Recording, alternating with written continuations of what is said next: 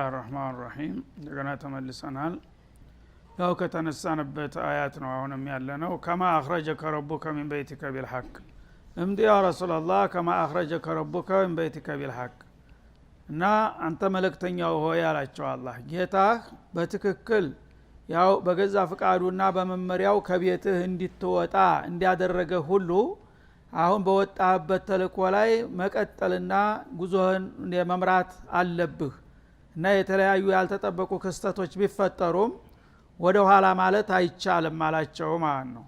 መጀመሪያውኑ እናንተ ባታስቡና ባትዘጋጁበት እኔ ሁን ብዬ ነው ያወጣው። ካወጣው በኋላ ደግሞ ጌታ ተመለስ እስካላለህ ድረስ ነገሮች ተለዋወጡና ሚዛኖች ተቀየሩ ብለህ ወደ ኋላ ማለት የለብህም። ጌታ እንዳወጣህ ትቀጥላለህ አላቸው ማለት ነው። ይህ አንደኛው ትርጉም ነው። እምዲ ከማ አመረከ ማለት ነው። ሁለተኛው ከማ አخرجك ربك من بيتك بالحق ማለት የዚህ የበድር ዘመቻ አጀማመር የፈጠረው ችግርና የጣለው አሻራ በገኒማው ገንዘብ የተፈጠረውን ክስተት ይመስላል። ሁለቱም ችግሮች ሲጀምሩ በጣም አስደንጋጮች ነበሩ። በሂደት ግን ውጤታቸው ያማረና የሰመረ ከመሆኑ አኳያ ሁለቱ ክስተቶች ተመሳሳዮች ናቸው ይላል። መጀመሪያ መግቢያው ላይ የስአሉነከ አኒል አንፋል ብሎ ነበረ። ስለ መርኮ ገንዘብ ይጠይቁሃል፣ ለማን ነው የሚገባው የሚል ጥያቄ ያጋጥመሃልና ይህን ጥያቄ ለመፍታት መጀመሪያ በገንዘቡ ጉዳይ ሁላችሁም አያገባችሁም የአላህና የመለክተኛው ነው ብለህ ግዚያዊ መፍትሄ ስጣቸው።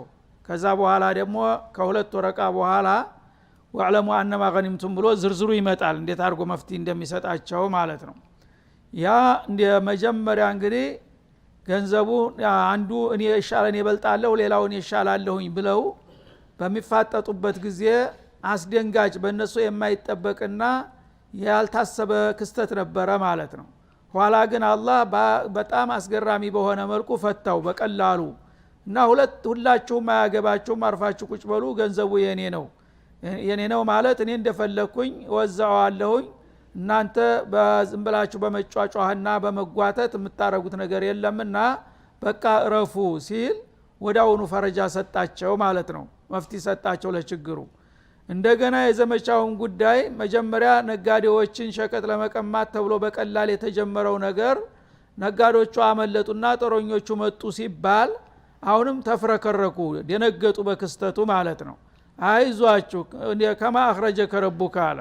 መጀመሪያ ጌታ ነው ውጣ ብሎ ያወጣ። ያስከሆነ ድረስ ደግሞ አጀማመሩ አስደንጋጭና ከባድ ቢመስልም ፍጻሜው ልክ በገኒማው ሁኔታ ላይ እንደተከሰተው የተሻለ ያማረ እንደሚሆን ነው በማለት አበሰራቸው ማለት ነው። አንዳንድ ነገሮች ሲጀመሩ በጣም አስደንጋጭ ከባድ ይሆናሉ። ግን አላህ ደግሞ Subhanahu Wa Ta'ala ያልታሰበ መፍትሄውን በሚያመጣ ጊዜ በጣም ይቀላሉና ሁለቱ ክስተቶች ተመሳሳይ ናቸው ለማለት ተተርጉመዋል ማለት ነው። ወኢነ ፈሪቀ ሚነል ሙእሚኒነ ለካሪሁን ለዘመቻው በመተንቀሳቀሱ ጊዜ ተአማኞቹ ከፊሎቹ ሁሉም ባይባልም ማለቱ ነው ይሄን ጉዞ ጠልተውት ነበረ። እኛ መጀመሪያ ነጋዴዎችን የቀሙን ንብረት ለማስመለስ ብለን ነበረ የወጣ ነው። አሁን ግን እነሱ አልፈውን እንደገና ወደ ጦረኞቹ ምንጋበዝ ከሆነ ይሄ ተመጣጣኝ ያልሆነ ትግል ነውና ለልቂት እንዳረጋለን ብለው ከብዷቸው ጠልተውት ነበረ ማለት ነው። ብትጠሉትም ምንም ችግር የለም። ወአሳ አን ተክረሁ ሸይአን ወሁወ ኸይሩን ለኩም ወአሳ አን ቱሂቡ ሸይአን ወሁወ ሸሩን ለኩም ወላሁ የዕለሙ ወአንቱም ላ ተዕለሙን እንዳለው ሁል ጊዜ አንድ ነገር ሲከሰት መጥፎ መስሎ ሊከሰት ይችላል፣ ግን በሂደትና በውጤቱ ጥሩ ሊሆን ይችላል። አንዳንድ ጊዜ ደግሞ በተቃራኒው መልካም ነገር መስሎ ይጀመርና ኋላ ያልጠበቀው መዘዝ መጥቶ ደግሞ መጥፎ ያስከትላል። ስለዚህ والله يعلم ለእናንተ የሚበጃችሁን ጌታችሁ ያውቅላችኋል። ወአንቱም ላ ተዕለሙን እናንተ ምን ታውቃላችሁ አለ አላህ Subhanahu Wa Ta'ala። በዛ መልክ ሙእሚን የሆነ ሰው ሁሉ ጊዜ ሙስተስሊም ለአምሪ ረቢህ ነው የሚሆነው። በራሱ ስሌት አይሄድም። ሰው የቻለውን ጥንቃቄ ማድረግ ያለ ነው። ግን ሁሉ ነገር እኔ በገመትኩት ይሄዳል ብሎ መገመት ደግሞ ጅልነት ነው ማለት ነው። አላህ አላ ኩሊ ሸይን ቀዲር ነው። ኸይር የመሰለውን ነገር ሸር የመሰለውን ኸይር አድርጎ መገልበጥ ይችላል የሚለው መዘንጋት የለበትም። አማኞቹ ይሄ በድር እነዛ ነጋዴዎቹ አመለጡ፣ ወታደሮቹ መጡ ሲባል ሁላቸውም አብዛኛዎቹ እንሽጧቸው ፈሷል ማለት ነው። አለቅን እንግዲህ ሳንዘጋጅ በቂ ኃይል ሳይኖረን እነዛማ ከመጡ እንደወጣን ቀረን ብለው ተጨንቀውና ተርበድብደው ነበረ። አላህ ግን የሻው ሌላ ነው፣ የዛን ተቃራኒ እንዳውም ታሁን ቀደም አስበውትና አልመውት የማያውቁ አንጸባራቂ ድል ሊሰጣቸው ፈልጎ ነው ያዘጋጃቸው ማለት ነው። እና ይጃዲሉነከ ፊል ሐቂ በዛ ወቅት እንግዲህ ከነጋዶቹ ወደ ጦረኞቹ ተመለሱ በሚባልበት ጊዜ ሰው ናቸውና እንዴት አይነት ጦርነት ነው የምናደርገው፣ በምን አቅማችን ነው ይሄንን ኃይል የምንቋቋመው ብለው ነብዩን መከራከር ጀመሩ። ሰው ናቸውና ማለት ነው። ሰው በተለይ በህይወቱ ላይ ሲመጣበት አንድ ነገር ብሻው ብሎ ዝም ብሎ ሊቀበለው አይችልም። እና ማዕቁል ያልሆነ ነገር ሲከሰት ሰዎች ይጨነቃሉ ማለት ነው። እና ሽንጣቸውን ገትረው መከራከር ጀመሩ። መጀመሪያ ገኒማ ታገኛላችሁ በቀላሉ ይቀናቸዋል ተብለን ነው የወጣ ነው። አሁን ግን ያ የሳሳን የጓጓንለት የምርኮ አምልጦ እንደገና ያልጠበቅነው አሳር መከራና እልቂት መጣብን እና በዚህ መልክ እንዴት አድርገው ታሰልፉናለሁ ብለው መከራከር ጀመሩ ማለት ነው። ባዕደማ ተበየነ ግን ይሄ ክርክር በመሰረቱ መከራከራቸው የመሰላቸውን መናገራቸው አይጠላም ነበር። ችግሩ ግን ባዕደማ ተበየን አላህ የራሴ ፕሮግራም አለኝ ብሎ ከገለጸ በኋላ ነው። ከማ አኽረጀከ ረቡከ ቢልሐቅ እያለ ነው። እኔ ውጣ ብዬ አውጥቻለሁ፣ ለምን እንደወጣ ምን ውጤት እንደምታገኝ ከኔ ጠብቁ፣ የእናንተን ስሌት ተው ብሏል። ይሄን ካለ خلاص አላህ ያሰበው ነገር አለ፣ የጌታችን ትእዛዝ መቀበል አለብን ማለት ተው። ግን በራሳቸው ስሌት ብቻ እንዲህ አይነት ጦርነት ውስጥ እንዴት እንገባለን ብለው መከራከር ያዙ ማለት ነው። ከአነማ ይሳቁነ ኢለል መውት ወሁም ينظرون አይናቸው እያዩ ወደ ሞት ወደ እልቂት እንደሚነዱ ተሰማቸው ማለት ነው። እንግዲህ በጎች በጅምላ ወደ መጀራ ወደ ማረጃ ቦታ እንደሚነዱ ሁሉ አንድ ተመጣጣኝ ያልሆነ ጦር አንያየ ዝግባ በማይባል ዝግጅትና ብዛት ስትሄድ በቃ ወደ እልቂት እንደተነዳ ይሰማሃል ማለት ነው። አለቃ መሄድ አለብህ ብሎ ሲያዝህ ይህን ማድረጋቸውን ነቀፈው ማለት ነው። እና መጀመሪያውኑ አስባበል በሸር እርግጥ ነው አይታሰብም በእናንተ አቅም። እኔ ግን ሆይ ብዬ ያሰብኩትና የደገስኩት ነገር ስለሆነ ነብየን ውጣ የተከተለ ይከተልህ ብየዋለሁኝ።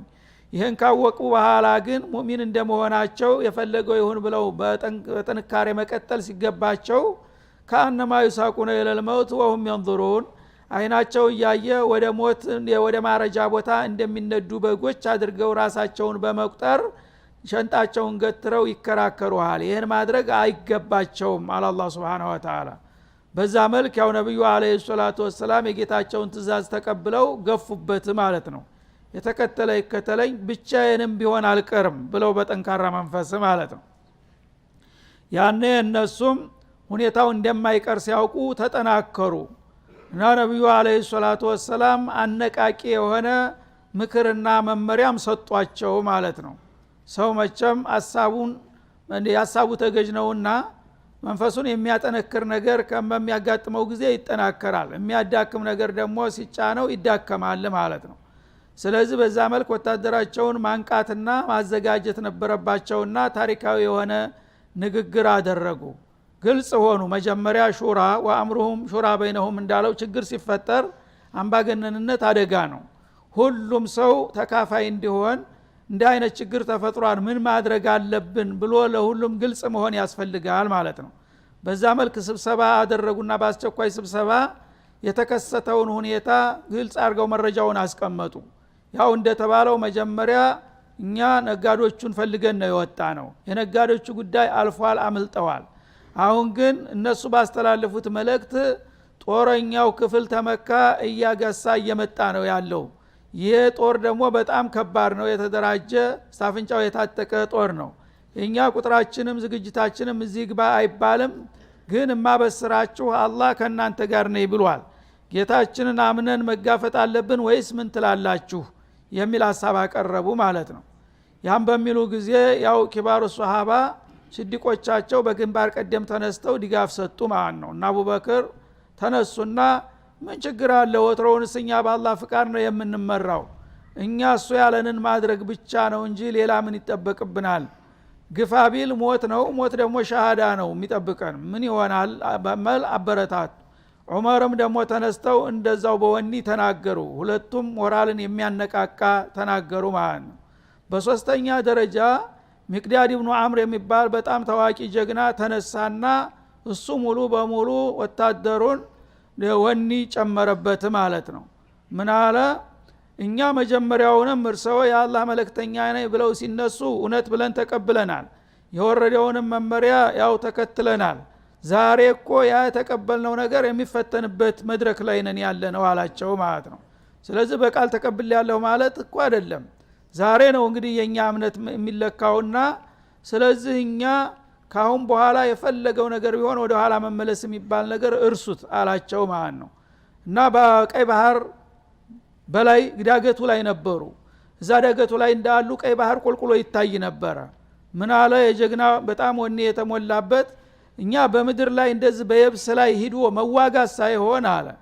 እና እርሶ ታዘዙን ይህን ባህር በእግራችሁ ተሻገሩና ቢርከል ገማድ የምትባለውን የሀበሻ ከተማ ተቆጣጠሩ ብለው ትእዛዝ ቢሰጡን ወደ ኋላ ማለት አናስብም አለ ሱብሃንአላህ እና ያለ መርከብ ያለ ሰፊና ሁለት ፍሬ ወታደሮች ጀሌዎች እንኳን በየብስ ላይ በእግራችን ቁመን እየተንቀሳቀስ በዚህ በባህር ላይ እንኳን መሄድ አለባችሁ ቢሉ እንዴት አድርገን በባህር ላይ ያለ እንትን እንገዳለን አንልም ብቻ እዘዙንና እንሄዳለን በባህሩም ላይ ካስፈለገ የሚል ንግግር አደረገ ማለት ነው ያኔ ሁሉም በጣም ተጠናከረ ይሄን ከሰሙ በኋላ አሽሩ አለያ አዩሃናስ አሉ አሁንም በቂ አይደለም ድጋፉ ሁላችሁም መሳተፍና ሐሳባችሁን መግለጽ አለባችሁ አሉ ያኔ እነዚህ ሶስቱ ታላላቅ ጀግናዎች አቋማቸውን የገለጡት ሙሃጅሮችን ወክለው ነበር ማለት ነው ሙሃጅሮች ወትሮም ከዚህ ውጭ ሌላ አቋም አይጠበቅባቸውም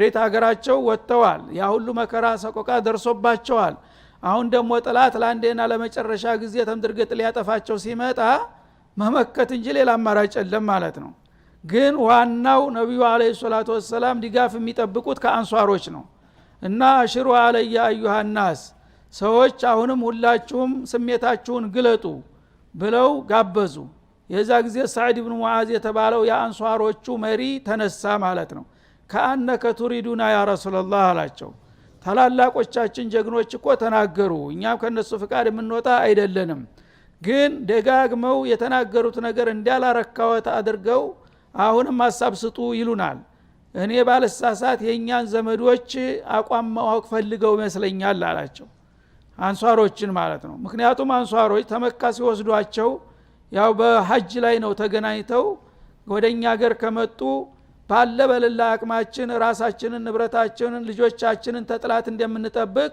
አንድ ሰው እስካለ ድረስ ለርሶ አስፈላጊውን ሁሉ እንከፍላለን ብለው ነው የወሰዷቸው ያ ውለታቸው ላይ እዛ መዲና መጥቶ ማንም ሰው አያጠቃሁም እኛ ክንዳችን ሳንተራስ ብለው ነውና ቃል የገቡት ነብዩ በጣም ንቁ ስለሆኑ በውለታው መሰረት እኮ መዲና ከተማ መጥቶ ጥላት አጠቃሃለሁ ካለ ነው እንጂ እንከላከላለን ያልነው ራስዎ ተከተማ ወጥተው ሌላ ሀገር ሄደው በሚፈጥሩት ችግር የለንበትም ብለው እንዳይከዱ ፈርተው ነው ማለት ነው ጥንቁቅ መሆን አለበት አንድ ሰው ያኔ እንደዛ መሆኑን እናቃለን ልክ ነው መዲናችን ተመጡ እኛ ሙሉ ኃላፊነት እንወስዳለን እንከላከላለን ማለት ብቻ ሳይሆን እፈለጉበት ቦታ ይዘውን ቢዘምቱም አቋማችን አይቀየርም እኛ ደግሞ አንሷሮች ስንባል የጦር ልጆች ነን አላቸው ማለት ነው ታሪካችን የታወቀ ነው አንሷሮች ጦር ፈርተው ወደ ኋላ ያሉበት ታሪክ የላቸውም በጥላት ግንባር ሲጋጠሙም ደግሞ የማይበገሩ የብረት ግድግዳ ናቸው የኔው ጀግኖች አቃቸዋለሁኝና ልክ ወንድማችን ሚቅዳድ እንዳለው አሁንም በባህር ላይ ተሻግራችሁ ሂዱ ብትሉን እኛም ወደ ኋላ አንልም አንድ ሰው ወላሂ ወደ ኋላ አይቀርም ተኔ ሰዎች ብሎ አቋሙን ገለጠ የዛ ጊዜ ነብዩ አለይሂ ሰላቱ ወሰለም ደስ አላቸው ሞራላቸው በጣም ከፍ አለ ሁሉም ከዛ እሳቸውም ብስራት ተናገሩ እዛ ላይ ማለት ነው እኔ ያው እናንተን አቋማችሁን ለማወቅ እንጂ ሁኔታውማ ያው አማራጭ እንደሌለው እናቃለን ሁላችንም ስለዚህ አሁን የዛ አይነት አቋም ይዛችሁ የምትዋጉ ከሆነ አላህ ደግሞ የነገረኝን ምስጢር ላካፍላችሁ አሉ ምንድነው እነዚህ ቀንደኛና አቡጀህል እነ ሸይባ እነ ዑትባ እነ ሙዓይጥ የተባሉት ቀንደኛ ጥላቶቻቸውን ስማቸውን እየጠሩ አቡጀል እዚህ ቦታ ነው የሚወድቀው፣ ሸይባ እዚህ ቦታ ነው የሚወድቀው፣ ዑትባ እዚህ ቦታ ነው የሚወድቀው፣ ይህችን ቦታ ምልክት አድርጉባት፣ ከዚህ ውጭ ቢሆኑ እኔ ውሸታም ነኝ አሉ። ሱብሃንአላህ። የዛ ጊዜ ሁሉም በቃ ወኒ ተላበሰና በቆራጥነት ለመጋፈጥ ተወሰነ ማለት ነው። ከዛ በኋላ ይሄ የመጀመሪያ ሙከራቸው ነው። ከዛ በፊት ዝግባ የሚባል ትልቅ ዘመቻ አልደረጉምና እዚህ ዘመቻ ላይ ነብዩ አለይሂ ሰላቱ ወሰላም በግንባር ቀደም እንዲገቡ አንፈቅድም አሉ ተማከሩና እና ይሄ የመጀመሪያ እድላችን ነው፣ ምንም አላህ ቃል ቢገባልን ጥንቃቄ ማድረግ አለብን፣ መሪያችንን በግንባር ማቅረብ አይገባንም። ስለዚህ እሳቸውን ኮረብታ ቦታ ላይ ወሰዱና ምርጥ የሆኑ ጀግናዎችን ጥበቃ ዙሪያውን አሰለፉና ውጊያውን እኛ እንጋፈጠዋለን፣ እርሰው በአመራር ብቻ ባሻጋሪ ያው በርቀት ሆነው አመራሩን እንዲሰጡ አደረጓቸው። እዛና አቡበክር አብረው ተቀመጡ ማለት ነው። እዛ ሆነው ያው ወታደሩ ሁሉም በተመደበበት ክፍል ላይ ታጥቆ ተዘጋጅቶ በተጠንቀቆመ እኔ መመሪያ ቃሌን ሳላስተላልፍ አንድ ሰው እንዳይንቀሳቀስ አሉ። በዛ መጀመሪያ ዱዓ አደረጉ። ጌታቸውን ረካዓተን ሰገዱና ቁመው በጣም ልክ የሚያስፈጅ ዱዓ አደረጉ። በዛ በዱዓቸው ላይ ነፍሳቸውን ከመሳታቸው ብዛት የተሳጌታቸውን ሙጥኝ ሲሉ ኩታቸው ተተካሻቸው ላይ ይወድቅ ነበረ። በሽርጥ ብቻ ይቆሙ ነበር። አቡበክር እየተነሱ እንደገና የወደቀውን ኩታ ያለብሷቸዋል፣ መልሶ አሁንም ይወድቃል። በመጨረሻ ምን አሉ? የመጨረሻ ፈታኝ ሰዓት ስለሆነ አላሁመ ኢንተህሊክ هذه الفئة ይቻው ሁለት ፍሬ የሚሆኑን የጋራ የቆሙ አማኞች በዚህ ዘመቻ ዛሬ ቢበሉ አሉ ለን تعبد في الارض ابدا በመሬት ላይ ካሁን በኋላ አላህ ብሎ የሚገዛ አታገኝም አሉ። ምክንያቱም ሰው ፈታኝ ቦታ ላይ ሲደርስ ያልተጠበቀ ቃል ይናገራል ማለት ነው። እሱ እንደማያውቀው ይነግሩታል ማለት ነው። እና እንግዲህ አንተ እኔን የላከው ኪታብ ያወረድከው በመድር ላይ ያሉ ፍጥሮች አንተን አውቀው እንዲገዙህ ነው። ይሄ ነገር እንዲቀጥል ከፈለክ ዛሬ የራስህን እርምጃ መውሰድ መቻል አለብህ። አለበለዚያ በሰዎች ዝግጅት ከሆነ ያው ሚዛኑ ወደ እነሱ ነው ያለውና በአንድ ጊዜ ነው ሊጎርሱን የሚችሉት። ያ ከደረገ ይችፊያ እኔ ጋር ያለች ጀማዓ ደግሞ ዛሬ ከተበላች ምንጩ ደረቀ ማለት ነው። ምንጩ ከደረቀ ካሁን በኋላ እስላም ቦታ የለውም ምድር ላይ። ማንም ሰው አላህ ብሎ ስምክን የሚጠራና የሚገዛ አታገኝም፣ ልብ በል አሉ ማለት ነው። የዚህ አቡበክር በጣም ተሰማቸው። እንዴ ለአላህ እንደዚህ አይነት ኃይል ቃል መናገር ይገባል? አረ በቃ ምን እንዳሉ ያሉ እንደሆነ ዝም በለኝ ባክተው ተይወዳ ምን ይሆናል አሉ። ከዛ በመጨረሻ ሰይህዘሙል ጀምዑ ወይወሉነ الدبر አሉ። ወዳው መልሱ መጣላቸው ማለት ነው።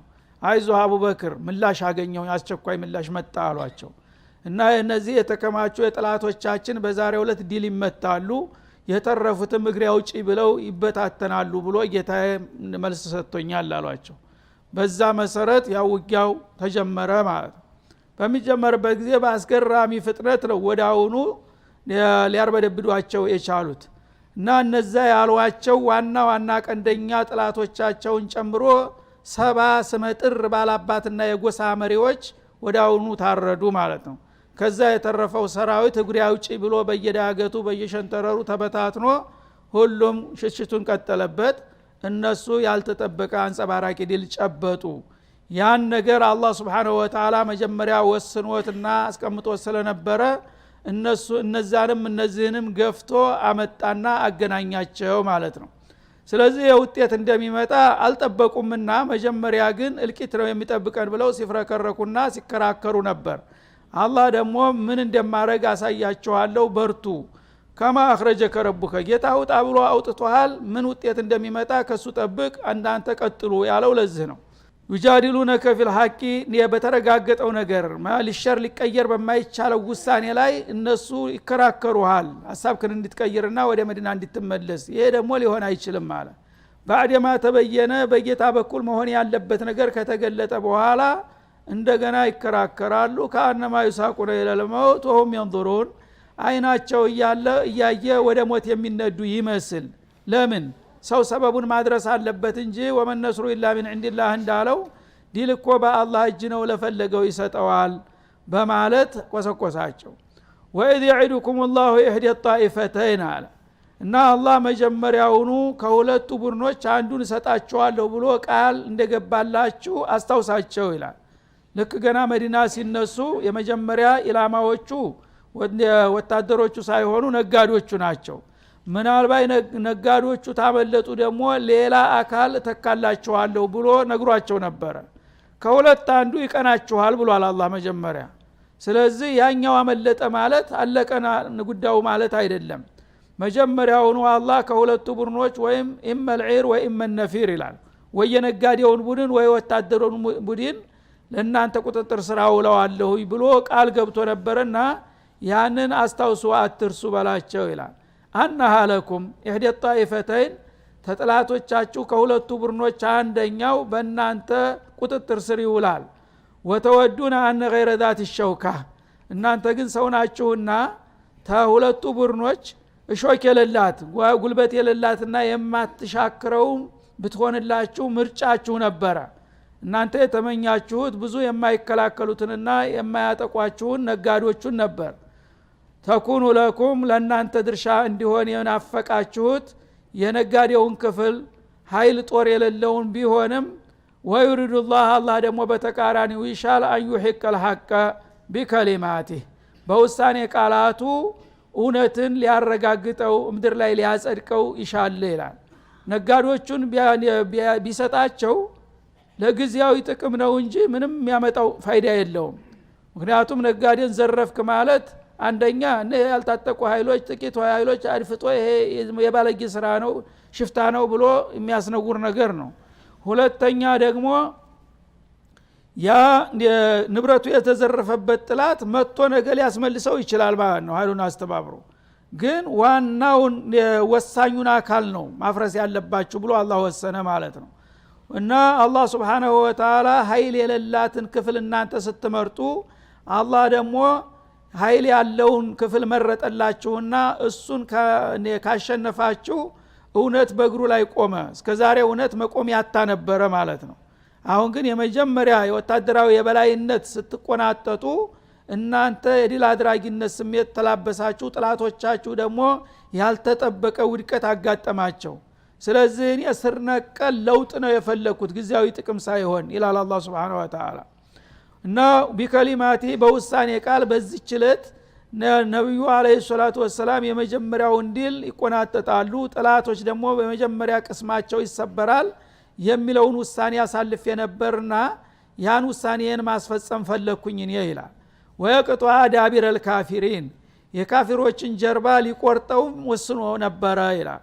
ካፊሮች እንግዲህ ተመካ ጀምረው እያቀራሩ እየፎከሩ ማን አለብን እያሉ እየተደናፉ ነበረ የመጡት።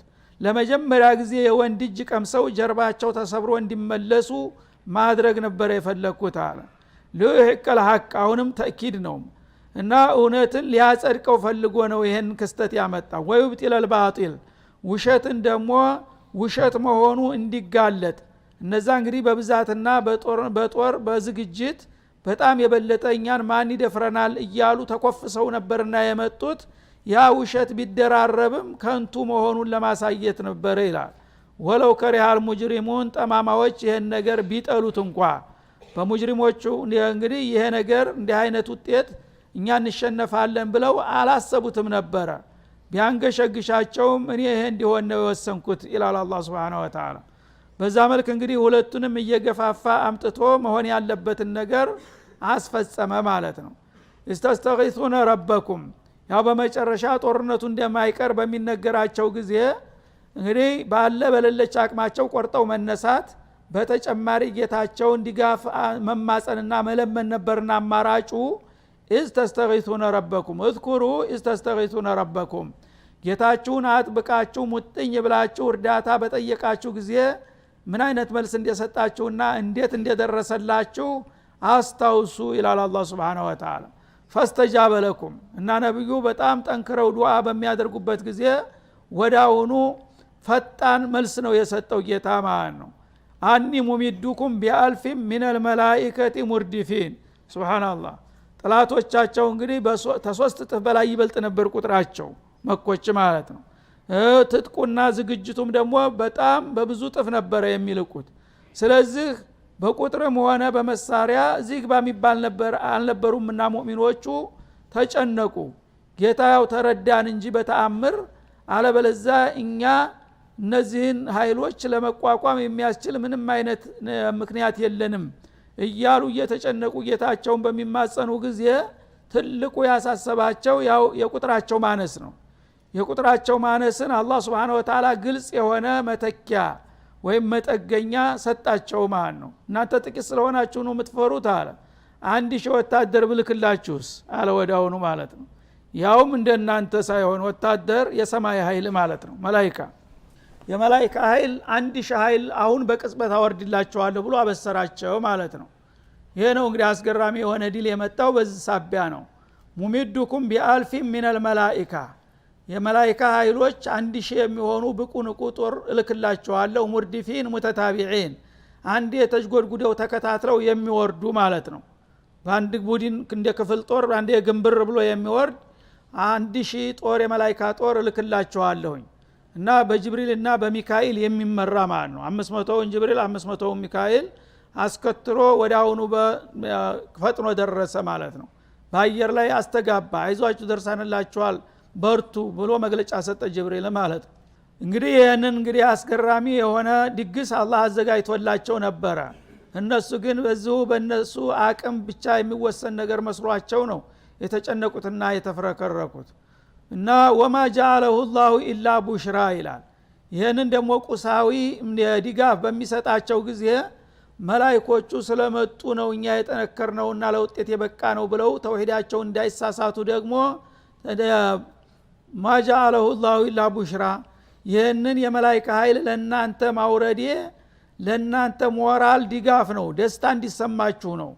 ወሊተጥመኢነ ቢሂ ቁሉቡኩም እኛም ቢሆን በቁጥርም ቢሆን ከነሱ አናንስም አሁንማ ጥሩ በቂ ኃይል መጥቶልናል ብላችሁ እንድትረጋጉ ብዬ እንጂ መላእክት መውረዱም ለዲል ወሳኝነት እንዳለው አርጋችሁ እንዳትወስዱ ይሄን ያህል መላእክት ከመጣ ዲል እናደርጋለን ካላችሁ ደግሞ ተሳሳታላችሁ ለምን ወመን ነስሩ ኢላ ሚን ዒንዲላህ ዲል ከአላህ ዘንድ እንጂ ከየትም አይመጣም በጦር ብዛት ወይም በኃይል ክምችት አይደለም ማንኛውም ጦር አላህ Subhanahu Wa Ta'ala ዲል ካልሰጠው የፈለገውን ያህል ቢከመርና ቢቁንትን ቢል ይወድቃል አላህ ወደቅ እስካለው ድረስ ማለት ነው ስለዚህ መላእክቶቹ መምጣቱም እኔን ረስታችሁ ይሄን ያህል ኃይል ተጨማሪ ከመጣልን እኛ እናቸንፋለን ብላችሁ እንዳትሳሳቱ ነስር ሁሉ ጊዜ ከአላህ ነው ይሄም ሆኖ የኔ ድጋፍ ታልተጨመረ አሁንም ነስሩን ካልሰጠዋችሁ በእነሱ እንዳትመኩ በመላእክቶቹ ማለት ነው ኢላ ሚን ዒንዲላህ ከአላህ በኩል እንጂ ከየትም ነስር አትጠብቁ ኢነላህ ዐዚዙን ሐኪም አላህ አሸናፊና ፍጹም ጥበበኛ የሆነ ጌታ ነውና በዚህ መልክ ነው ሁኔታው የሚስተናገደው አላቸው هذا وصلى الله وسلم على النبي وعلى اله